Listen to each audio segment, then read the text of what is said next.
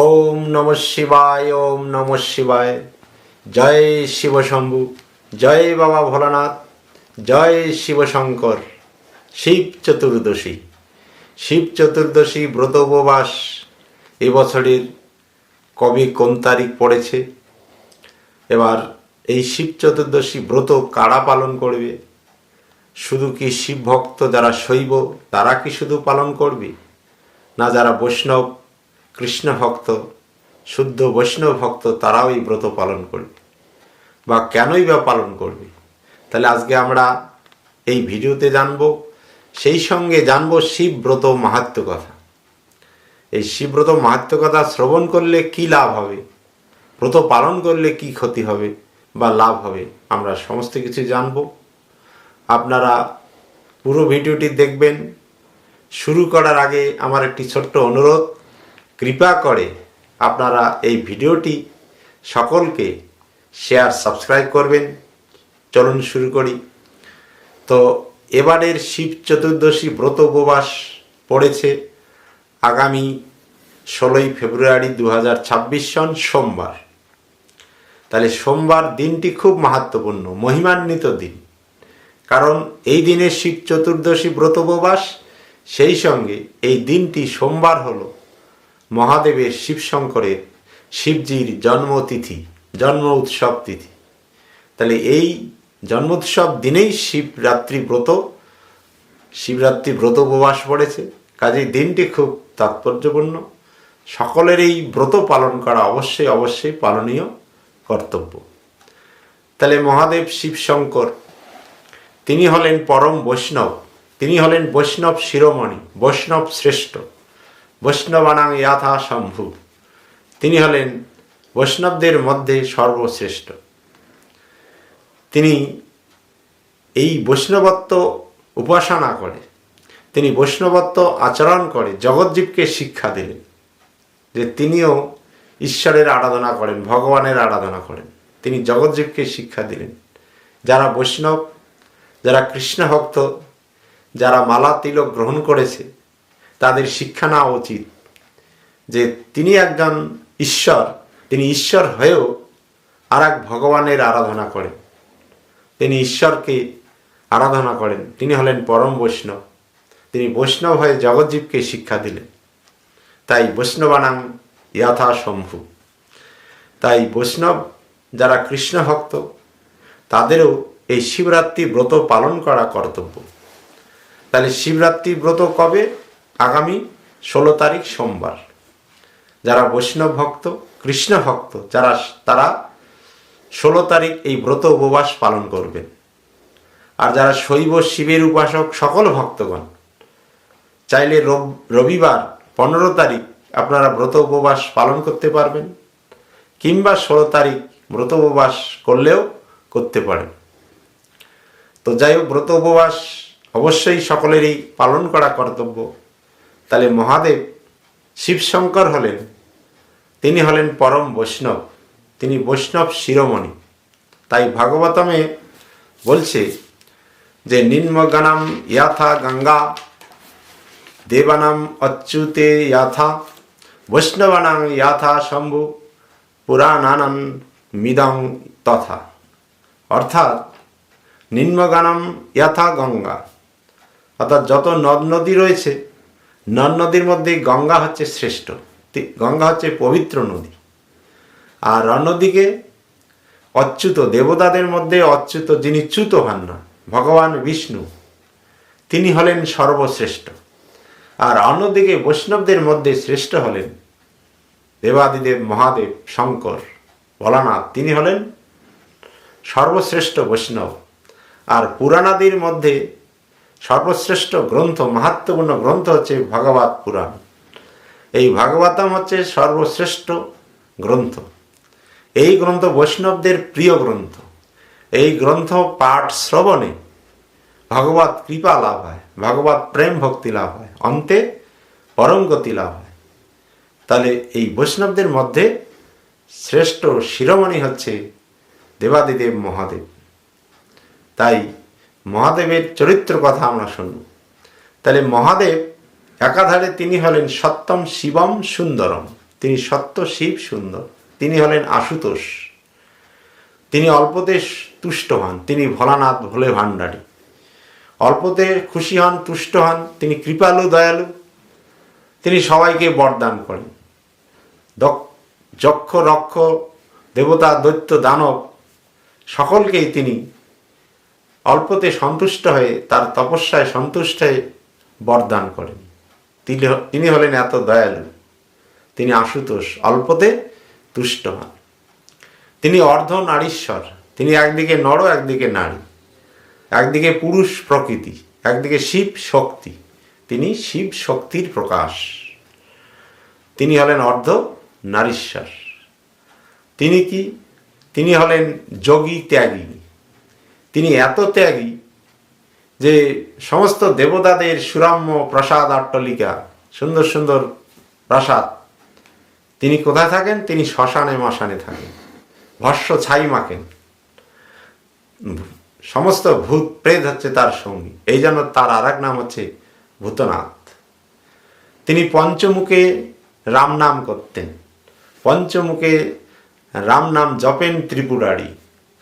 এই জন্য তার আর এক নাম হচ্ছে পঞ্চানন, আর এক নাম ত্রিপুরারি। তিনি পঞ্চমুখে রাম নাম জপ করতেন।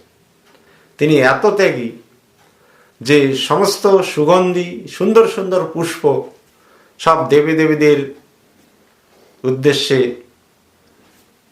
রয়েছে, কিন্তু তিনি এমন একটা ফুল পছন্দ করেছেন যেই পুষ্পটি কোনো একটা পচা গলা নর্দমার ধারে সেই বৃক্ষটি জন্মায়, ফুল গাছটি জন্মায়, সে হচ্ছে ধুতুরা ফুল। এটা হচ্ছে মহাদেবের প্রিয় ফুল। বিল্লপত্র হচ্ছে মহাদেবের প্রিয় পত্র। বিল্লপত্রে তিনি অত্যন্ত তুষ্ট হন সেই মহাদেব। তাই এই মহাদেবের তিনি হলেন একজন পরম বৈষ্ণব এবং পৃথিবীর শ্রেষ্ঠ বৈষ্ণব। তাই সকলকে এই শিবরাত্রি ব্রত পালন করা কর্তব্য। তাহলে বিশেষ করে বৈষ্ণব যারা রয়েছেন তারা কি এই ব্রত পালন করবেন? তাদের কেন কর্তব্য? তাদের কি এই ব্রত পালন করা কর্তব্য? আমরা আজকে জানব শাস্ত্র সিদ্ধান্ত, শাস্ত্র কি বলছে। তাই শ্রী শ্রী হরিভক্তি বিলাসে বলছে যে মদ্ভক্ত শঙ্কর দেশী, মদ্দেশী শঙ্কর প্রিয়, উভৌ তৌ নরকম জাতৌ যাবচ্চন্দ্র দিবাকর। বলছে যে আমার ভক্ত, মদ্ভক্ত শঙ্কর দেশী, ভগবান বলছেন যে আমার ভক্ত, যে ভক্ত, যারা হরিভক্ত পরায়ণ, যারা বৈষ্ণব ভক্ত, যারা আমার উপাসনা করে, তো আমার উপাসনা করে তারা যদি শিবের নিন্দা করে, অহংকার বশত অভিমান বশত যদি শিবের নিন্দা করে, তাহলে তাদের কি হবে? তাদের নরক গতি, তারা নরকগামী হবে। আর অন্যদিকে যারা শিবের ভক্ত, তারাও যদি অহংকার বশত হরিভক্ত বা হরির নিন্দা করে, তারাও নরকে গমন করবে। কতদিন? যে যাবৎ চন্দ্র দিবাকর, যতদিন চন্দ্র সূর্য থাকবে ততদিন তারা নরকে পতিত হবে, নরক গমন করবে। তাহলে আমরা বৈষ্ণব হয়ে মালা তিলক পরে আমাদের অহংকার করা ঠিক নয়, শিব নিন্দা করা ঠিক নয়। তিনি হলেন একজন পরম বৈষ্ণব। বৈষ্ণব হয়ে বৈষ্ণবের নিন্দা ভয়ঙ্কর অপরাধ। তাহলে সেই অপরাধের ফল কি? নরকগতি। অবশ্যই অবশ্যই নরকগতি হবে। তাই শিবের নিন্দা করা প্রকৃত যারা বৈষ্ণব, যারা শুদ্ধ বৈষ্ণব, তাদের শিব নিন্দা করা উচিত নয়। তাকে শিবকে কি বৈষ্ণব রূপে ভজনা করতে হবে। তাই ভাগবতমে বলছে যে বৈষ্ণবানা ইয়াতা শম্ভু ইত্যাদ্যঙ্গীকারাত তদেবং বৈষ্ণবত্বে শিব নৈব শিব ভজনং যুক্তম। যে যারা ভগবান বললেন ভৃগুমুনিকে, যারা কৃষ্ণ ভক্ত, যারা বৈষ্ণব ভক্ত, যারা আমার উপাসনা করে, তারা কি হচ্ছে? তারা বৈকুণ্ঠ গতি প্রাপ্ত হবেন ঠিকই, যদি কিনা তারা শিবের নিন্দা না করে। আর যদি শিবের নিন্দা করে তাহলে তারা আর বৈকুণ্ঠ গতি প্রাপ্ত হবে না। যতই আমার ভজনা করুক, আমি এতে সন্তুষ্ট নই। যদি শিব ঠাকুরের নিন্দা করে তাহলে তার কি, তারা নরকগতি, একদম সত্য সত্যই তারা নরকগতি প্রাপ্ত হয়। অন্যদিকে যারা শিব ভক্ত তাদেরও তো অভিমান থাকতে পারে, তারা যদি কোনো হরিভক্ত বা শ্রীহরির নিন্দা করে তারাও কিন্তু নরকগতি প্রাপ্ত হয়। উভয়ই কে প্রকৃতভাবে উভয়কে নিন্দা করা উচিত নয়। তাই বলছে যে কুর্মপুরাণে কি বলছে, যে যো মাম সমর্চৈ নিত্যম একান্ত ভাবমাশ্রিত বিনিন্দম দেবম ঈশানং স্বয়াতি নরকং ধ্রুবম। ভগবান কি বললেন, স্বয়ং ভগবান ভৃগুমুনিকে বললেন যে শ্রীহরির ভক্ত বা হরিপরায়ণ যে ব্যক্তি, যারা বৈষ্ণব ভক্ত, তারা যদি হরিভক্তি পরায়ণ হলেও তারা যদি শিবের নিন্দা করে, শিবকে অপমান করে, শিব বিদ্বেষী হয়, তাহলে কি হবে, তাদের কি হচ্ছে, তাদের নরক গতি হবে। এবং এই নিন্দার জন্য তারা কি হবে, তারা কোনোদিন বৈকুণ্ঠ গতি প্রাপ্ত হবেন না। তারা যদি এই তারা যদি শতবৎসর ভজনা করে আমার, যদি শিব নিন্দা করে, তাহলে অযুত সংখ্যক তাদের নরকগামী হতে হবে, 10,000 বছর তাদের নরকে থাকতে হবে, নরকে পতিত হতে হবে। তাই কুর্মপুরাণে ভগবান ভৃগুমুনিকে বললেন। হ্যাঁ, আবার কি বললেন পদ্মপুরাণে, যে পদ্মপুরাণের ব্রহ্মখণ্ডে বলল যে কি শৈব কি বৈষ্ণব সকলেরই শিবরাত্রি ব্রত পালন করা কর্তব্য। যদি শিবরাত্রি ব্রত পালন না করে কোনো বৈষ্ণব হয়ে, বিষ্ণু ভক্ত হয়ে, হরিপরায়ণ হয়ে যদি কেউ শিবরাত্রি ব্রত না করে, তাহলে তার পূর্বকৃত সকল পূজার ফল সকলেই ফলবতী হবে না, এগুলো সব বৃথা হবে। তাই বৈষ্ণব ভক্ত হয়েও, সেই হরিভজনা করলেও, হরিভক্ত হলেও শিবরাত্রি ব্রত পালন করা অবশ্যই কর্তব্য। কেন, যে শিব হচ্ছে পরম বৈষ্ণব, ভগবান শিব শঙ্কর হচ্ছে পরম বৈষ্ণব। হ্যাঁ, তাই তিনি জগৎজীবকে শিক্ষা দিলেন তার বৈষ্ণবত্ব আচরণ করে। হ্যাঁ, তাই শিবকে নিন্দা করা শুদ্ধ ভক্তের কখনোই কর্তব্য নয়। আবার কি বলল স্কন্ধ পুরাণে, যে কোনো বৈষ্ণব